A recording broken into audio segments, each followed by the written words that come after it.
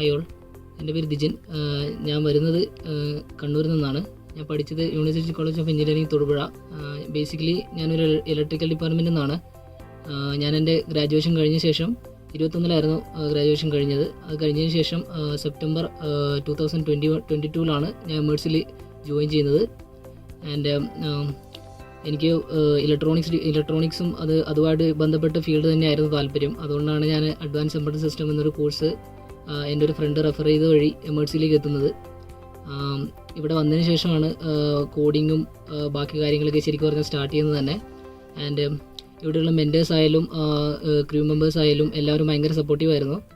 And ഇപ്പോൾ ഞാൻ എൻ്റെ ഒരു സ്റ്റാർട്ടപ്പ് എന്ന രീതിയിൽ ഞാനൊരു കമ്പനിയിൽ നോട്ട്സൺ കോർപ്പറേഷൻ എന്ന ഒരു കമ്പനിയിൽ ഞാൻ പ്ലേസ്ഡ് ആയിട്ടുണ്ട് റീസെൻ്റ്ലി.